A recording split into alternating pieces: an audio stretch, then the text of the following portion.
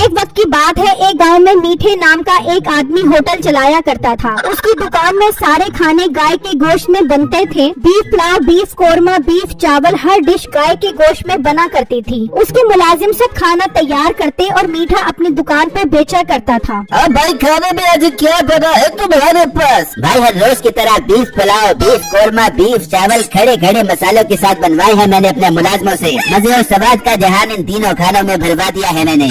मैं तो रोज खाना खाता हूँ, तुम्हारा खाना अपनी तारीफ खुद करता है, मजे से भरपूर होता है। बहुत शुक्रिया जनाब तारीफ करने के लिए। आप लोगों की तारीफ ही मुझे हौसला देती है, तभी तो दिन ब दिन खानों में स्वाद बढ़ता जा रहा है। ठीक है, 2 प्लेट बीफ कोरमा, 2 प्लेट चावल पैक कर दो। ठीक है जनाब, अभी पैक करवाता हूँ। और छोटे साहब को 2 प्लेट बीफ कोरमा और 2 प्लेट बीफ चावल पैक कर दे। ठीक है साहब जी, मैं अभी पैक करके देता हूँ। मीठे का काम बहुत अच्छा चल रहा था। मीठा घर पर अपनी बीवी नसीबों के साथ रहता था और आजकल नसीबों की माँ उसके घर आई हुई थी। अरे नसीबा, तेरा शोहर होटल पर जो खाना बनाता है वो घर भी लेके आता है कि नहीं?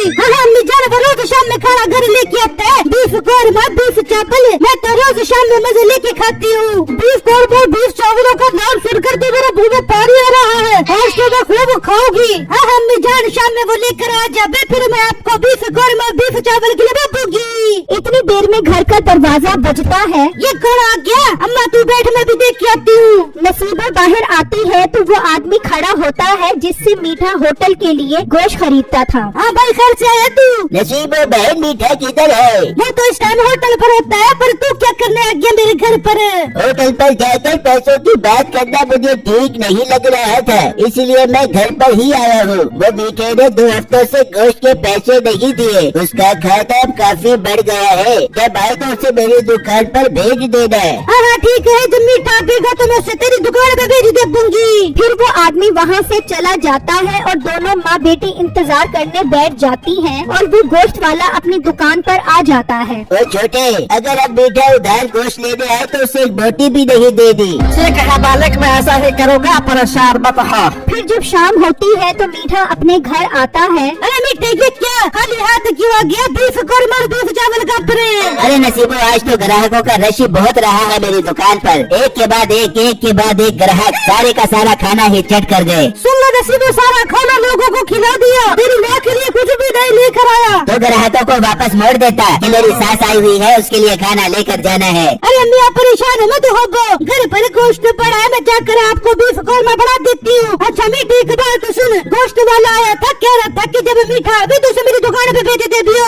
अरे हाँ बेगम, उस गोश्त वाले के भी बहुत सारे पैसे देने हैं मैंने। कल उससे गोश्त लेने जाऊंगा तो खामखा नखरे करेगा। तो तू कहती नहीं खाते, तेरे पैसे दे देंगे, चुप करके गोश्त दे।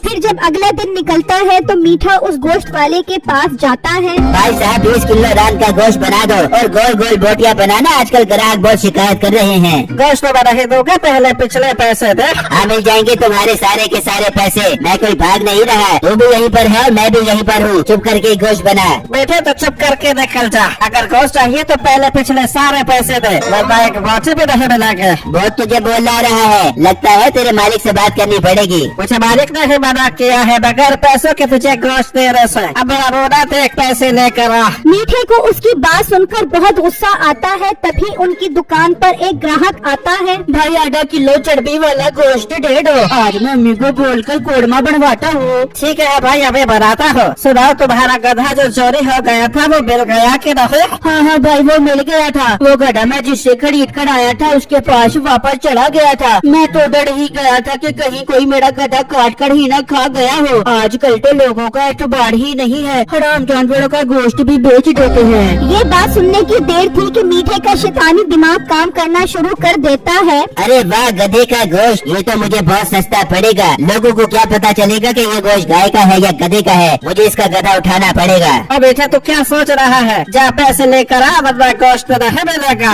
तू ना दे तो मुझे गोश्त, मैं कोई तेरे गोश्त का भूखा नहीं हूँ। मैं तेरे से गोश्त नहीं लेता, अब तू मुझसे पैसे लेकर दिखा। ये कहकर मीठा चला जाता है और दुकानदार उसे देखता ही रह जाता है। फिर बिट्टू भी उससे गोश्त लेकर चला जाता है तो मीठा उसका पीछा करने लग जाता है और उसका घर देख लेता है। अम्मी जान मीठा गोश्त लेके आने वाला है, आप एक काम करो, आज गोश्त दो दे दो। अरे नसीबा मेरे हाथ में बहुत दर्द हो रही है, तू धोले बर्तन, मैं अपने घर जा रही हूँ भाई, मुझे बहुत हो रहे काम करने। फिर नसीबों की माँ चली जाती है और तभी मीठा भी आ जाता है। ये तेरी माँ कहाँ जा रही है? अम्मी जान को गोश्त धोने का बोल रहा था, उन्हें काम याद आ गया। तू छोड़ मिट्टी के बता, गोश्त कहाँ पर है? अरे नसीबो, उसने गोश्त नहीं दिया, कहता है पहले पैसे लेकर आओ फिर गोश्त मिलेगा। अरे मिट्टी, अब हम क्या कर देंगे? अरे नसीबो, मैंने इसका बहुत अच्छा हल निकाला है, तू सुनेगी तो खुशी से पागल हो जाएगी। फिर मीठा उसको सारी बात बताता है तो नसीबो सुनकर खुश हो जाती है। मीठे गधे का गोश्त मुफ्त में बड़े बेबे का, प्रॉफिट खूब बड़े बेबे का, और एक गधा तूने चले बेबे का। हाँ, रात होने दे, फिर मैं वो गधा लेकर आऊंगा, फिर घर पर इसका गोश्त बनाएंगे। वहाँ मीठे के होटल के सारे ग्राहक इंतजार कर रहे होते हैं। ये क्या तुम्हारे मालिक ने आज होटल नहीं खोला? अब तो बीफ कोरमा खाना था। भाई साहब, लगता है आज मालिक की तबीयत खराब हो गई है। आप सब लोग कल आना, कल आप सबको सब कुछ खाने को मिलेगा। फिर जब रात होती है तो मीठा बिट्टू के घर से गधा ले जाता है और घर लाकर उसका गोश्त बनाता है। मीठे, ये तो बहुत सारा गोश्त है, पूरे 3-4 दिन चले जाएगा। हाँ, बेगम तू बाकी गोश्त फ्रिज में रख दे और अमीर होने की तैयारी कर। फिर जब अगला दिन निकलता है तो बिट्टू देखता है कि उसका गधा है ही नहीं। मेरा गधा कहाँ चढ़ा गया? लगता है ये दोबारा अपने पुराने मालिक के पास गया होगा। मैं भी उससे जाकर लेकर आता हूँ। बिट्टू उसी गधे वाले के पास जाता है, लेकिन वो उसे बताता है कि उसका गधा तो उसके पास नहीं आया। वो परेशानी में वापस घर आ जाता है। वहाँ मीठा उसी गधे के गोश्त का खाना तैयार करवाता है। भाई साहब, कब होगा खाना तैयार? बहुत जोर की भूख लग रही है। जरा हौसला रखो, आप सब लोगों को कोरमा और चावल मिलेंगे। सबर नाम की भी कोई चीज होनी चाहिए। आज छोटे, कितनी देर है खाना तैयार होने में? बस मालिक, खाना तैयार हो गया है, आप लोगों से पैसे लो, मैं खाना पैक करके देता हूँ। वहाँ कसाई अपने मुलाजिम को कहता है, छोटे मीठे के पैसे आए कि नहीं?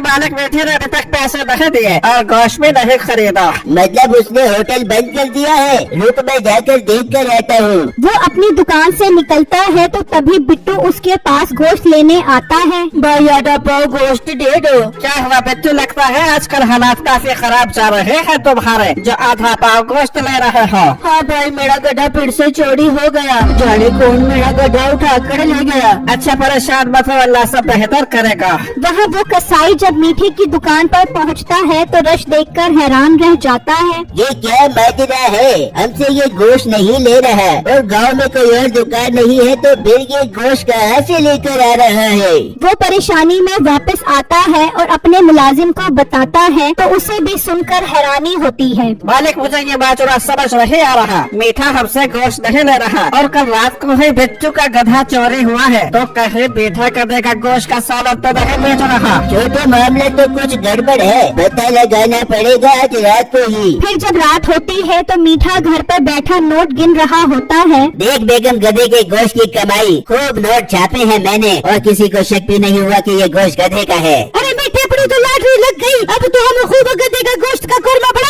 के बेचेंगे। अच्छा, तो गधे के गोश्त का कोरमा बेचेगा तू? तुम दोनों को तो मैं अभी पुलिस के हवाले करता हूँ। मीठे, तुम्हें शर्म आनी चाहिए, हराम जानवरों का गोश्त लोगों को खिलाते हो। इसकी यही सजा है कि इसे आज ही पुलिस के हवाले कर दिया जाए। फिर वो मीठे और नसीबों को पुलिस के हवाले कर देते हैं। देखो, कल से तुम मीठे का होटल संभालोगे। पर भाई, मेरे पास तो पैसे नहीं है गोश्त खरीदने के लिए। गोश्त तुम्हें बैठ होगा, तुम खाना बनवा कर बेचना और मुझे मेरे गोश्त के पैसे देते रहना। ठीक है भाई, आपका बहुत बहुत शुक्रिया। फिर अगले ही दिन से बिट्टू वो होटल संभाल लेता